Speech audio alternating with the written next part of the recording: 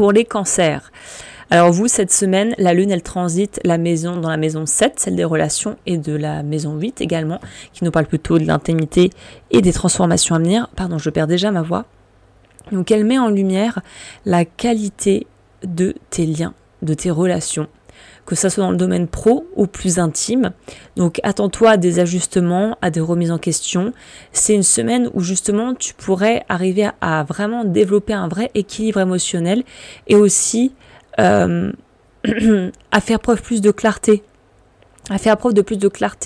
De savoir vraiment...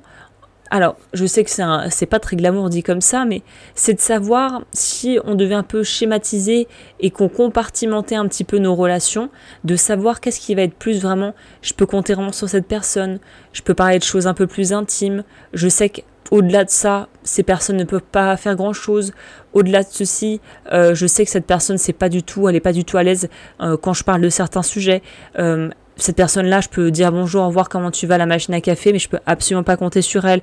C'est de savoir repositionner qui sont, entre guillemets, dans nos vies des atouts qui nous permettent de pouvoir vraiment faire que notre vie roule et qui, au contraire, n'est pas vraiment prioritaire ou qui n'est pas une personne faite pour nous quelque part ou des gens qu'on a envie d'avoir dans notre entourage proche.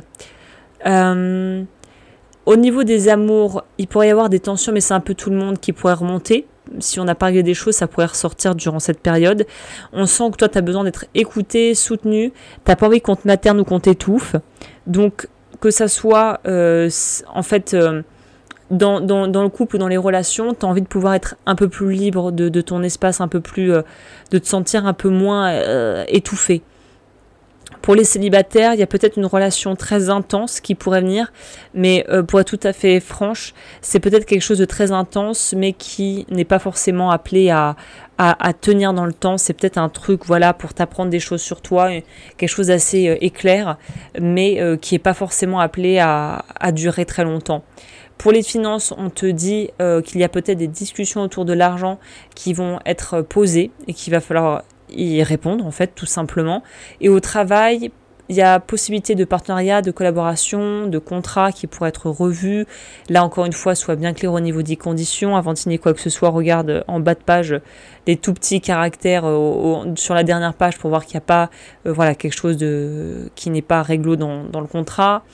Et de toute façon, on te dit que tout ce qui va avoir attrait à la sphère professionnelle, plus tu gagnes en respect, et plus tu t'affirmes et plus tu poses des limites, mieux ce sera pour toi. Donc ce qu'il faut privilégier cette semaine, c'est des discussions sincères avec tes proches. Clarifier, surtout s'il y a une relation en particulier qui prend beaucoup trop d'énergie dans ta vie.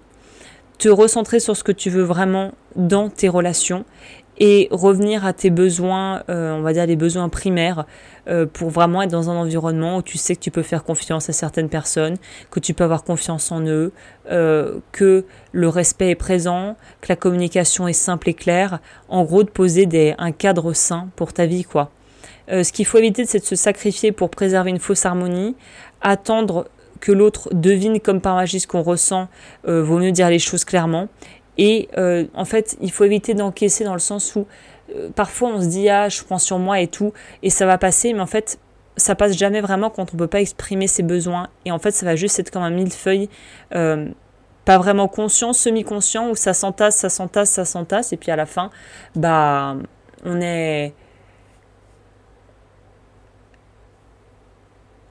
on se retrouve un petit peu seul face à soi-même, quoi.